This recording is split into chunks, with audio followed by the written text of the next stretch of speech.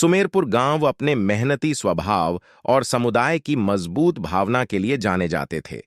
हालांकि यह शांति तब बिखर गई जब एक चतुर चोर ने गांव वालों के नाक में दम करना शुरू किया।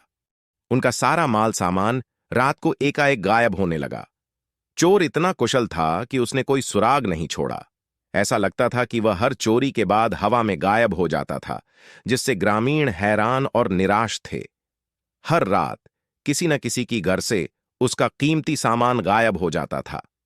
यहां एक सोने का हार, वहां चांदी के सिक्के, यहां तक कि घर के कीमती सामान भी गायब हो जाता था।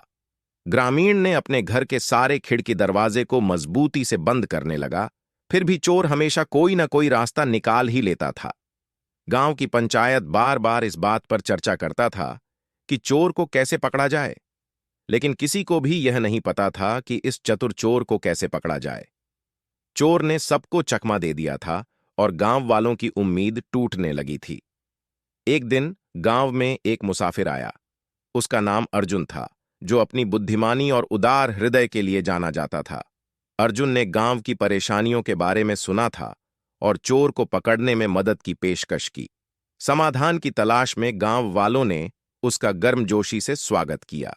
एक शाम अर्जुन ने गांव के मंदिर पर एक बैठक बुलाई।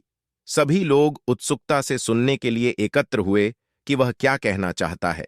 शांत और आत्मविश्वास से भरी आवाज में अर्जुन ने बोलना शुरू किया। हम आज दिन भर इस मंदिर में विशेष पूजा करने वाले हैं, चोर को पकड़ने के लिए, और वादा करता हूं आज रात को ही मैं आप सबके सामने चोर को पेश करूंगा। आज दिन भर कुछ भी खाने पीने की व्यवस्था नहीं होगा। पूजा के बाद देर रात को सबको भोजन इसी मंदिर में खिलाया जाएगा। आप सबको मंजूर हो तो बताओ। सब पूजा पाठ के नाम से विश्वस्त हो गया और दिन भर मंदिर में ठहरने को राजी हो गया। पूरा दिन मंदिर में भजन कीर्तन चलता रहा।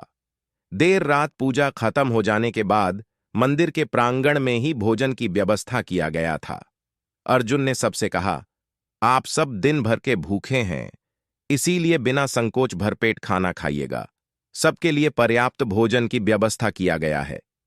इसके बाद में मैं आप लोगों को चोर से मुलाकात कराऊंगा। गांव वाले हैरान होकर एक दूसरे को देखने लगे। गांव वालों ने वैसा ही किया जैसा उन्हें बताया गया था। वे अर्जुन की योजना के बारे में जानने के लिए उत्सुक थे। सब ने भरपेट खाना खाया और अर्जुन के सामने आकर बोला, क्या चोर पकड़ा गया? दिन भर का सारा कार्यक्रम तो खत्म हो गया, सबने खाना भी खा लिया। अब तो बताओ चोर कौन है?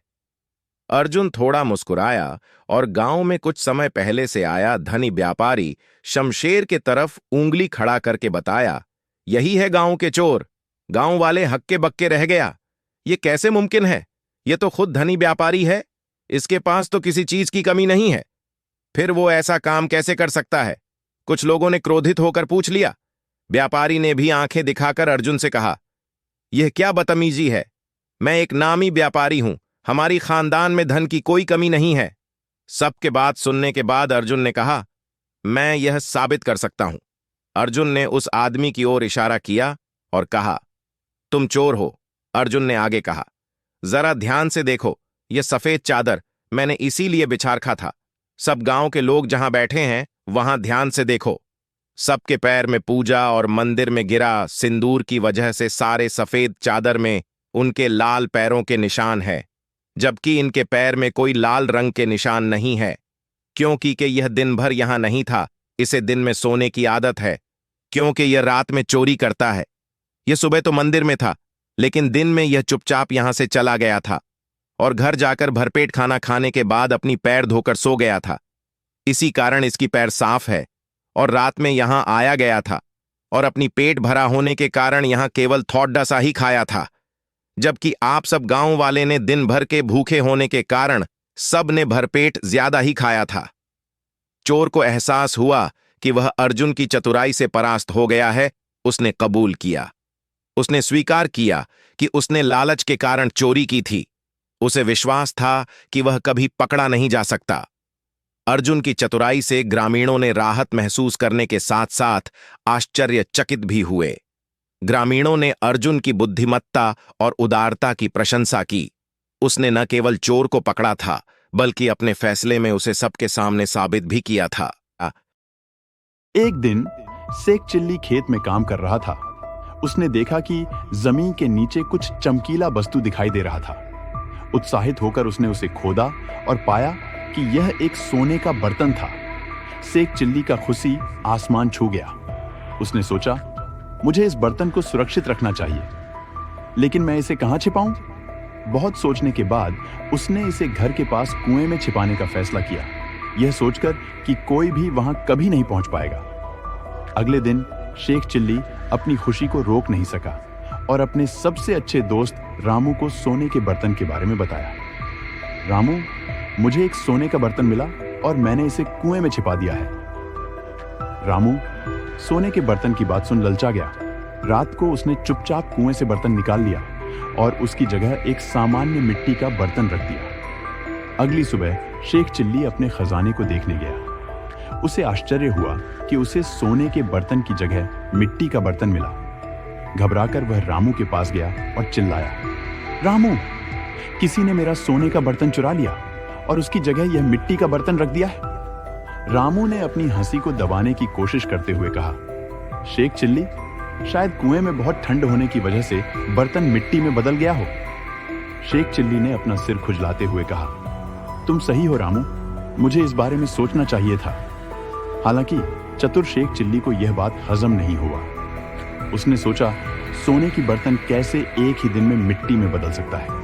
यह बात तो मैंने किसी को नहीं बताया, सिर्फ रामू को बताया है। जरूर इसी ने मेरे साथ धोखा किया है, इसको सबक सिखाना पड़ेगा।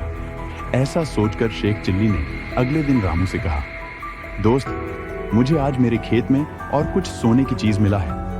अगर तुम मेरे मदद करना चाहते हो तो हम आज ही सारा सोना निकाल सकते हैं।